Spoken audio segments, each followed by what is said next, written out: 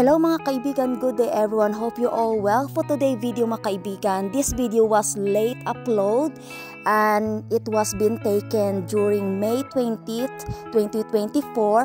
I'm here at the back garden of my alaga. So I will give you a quick update sa kaganapan po sa ating mga tanim.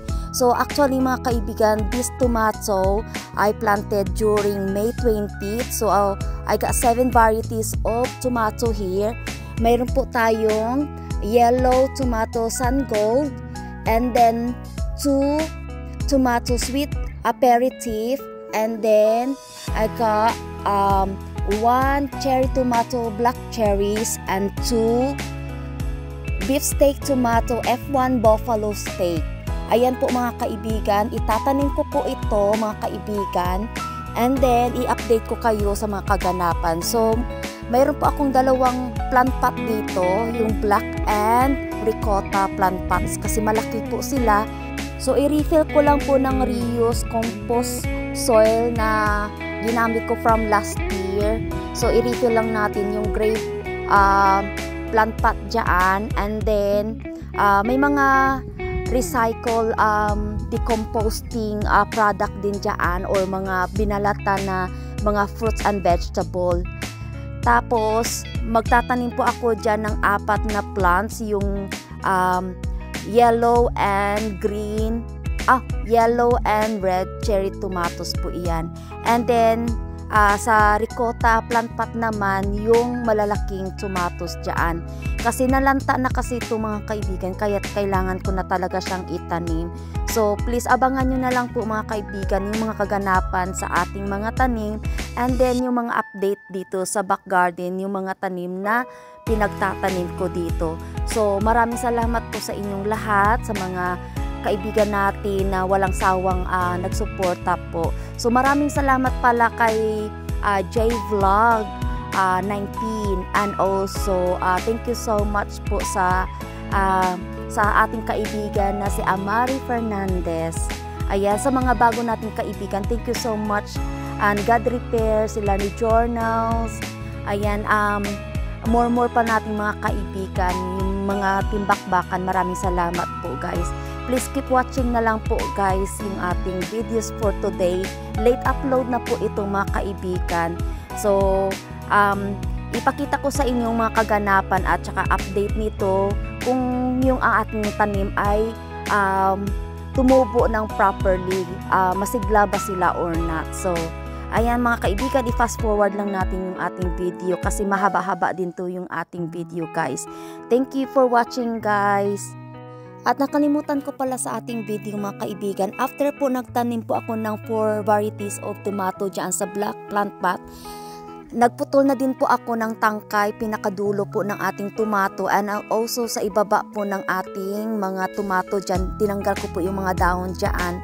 And then after that, naglagay din po ako pang support or stick dyan, green stick dyan sa gilid ng ating tomato, in case po na 1 month later or 2 months later, pag yumabong po siya, mayroon na po siyang support dyan sa ating tomato para hindi po siyang maglupay-pay mga kaibigan.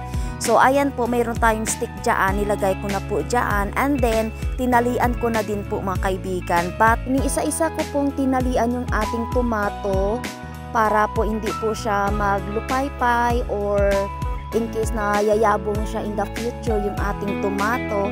After that po, sa pagtali po ng ating tomato, nag-proceed na din po ako sa ating ricotta big plant pot. Tinanim ko na din po yung 3 tomatoes, yung mga malalaking varieties po siya.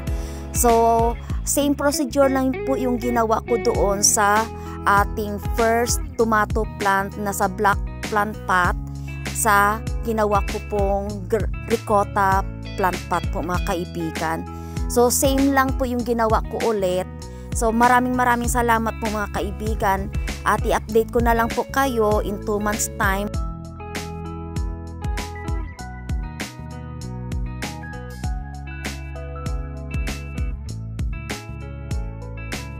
Hello guys, good day everyone. Today is July 16th. Current time here is already like about 4 o'clock in the afternoon.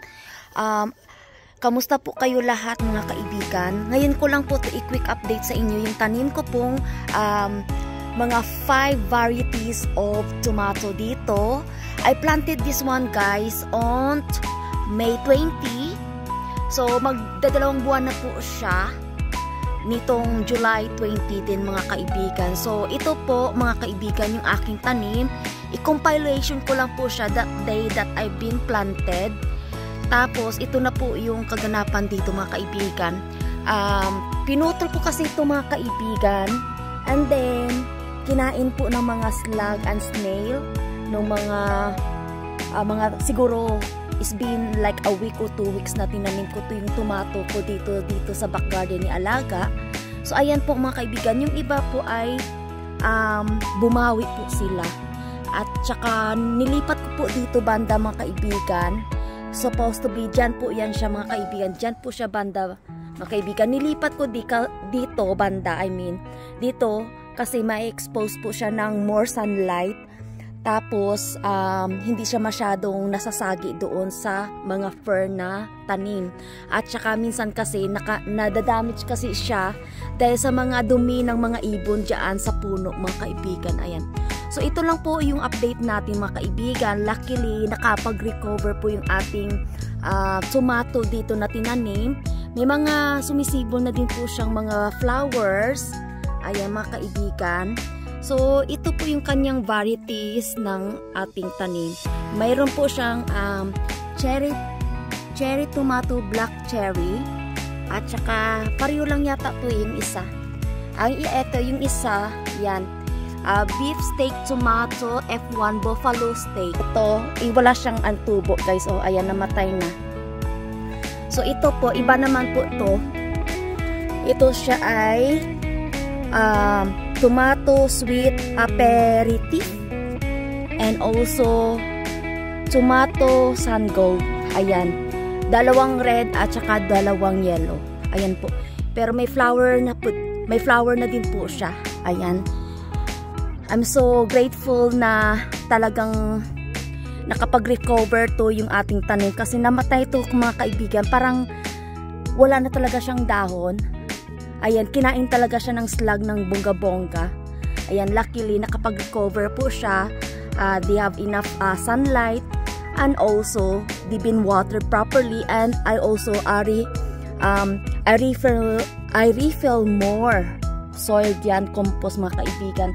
Ito po mga kaibigan, hindi po gumanda kasi garlic po iyan mga kaibigan.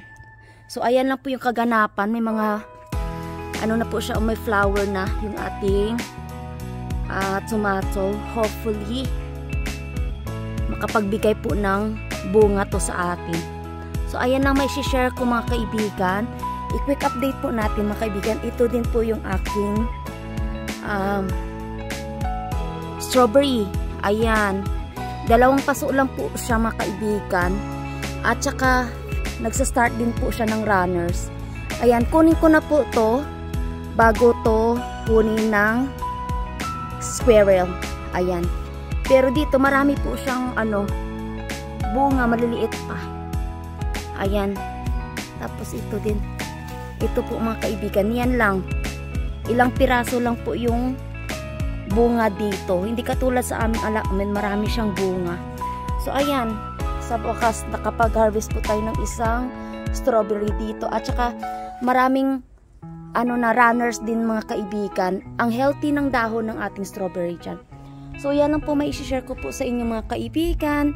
Yung ating update ng ating strawberry and also update po ng ating mga tomato na tinanim dito. Kung nagustuhan niyo po ang aking video mga kaibigan, kung bago lang po kayo sa aking channel, huwag kalimutan po mag-like, share, comment at mag-subscribe, at huwag kalimutan po i-hit ang notification bell para ma-notify po kayo sa mga bagong videos ko na upload dito sa aming videos or channel ni Brito mga kaibigan. Maraming salamat po kay Ate Roxy, Chair Mommy Ams TV, J Vlog 19, South 216, and also Ate Roxy, ayan, JR Alota, Guardia Inventor TV, Jubit Kitchen, Annalyn TLs,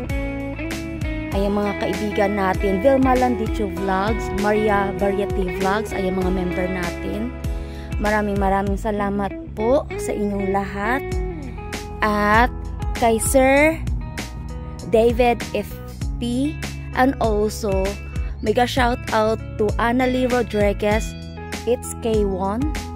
Mega shout out din po kay The Rocky Chef Yang Reno. Ayan po mga kaibigan.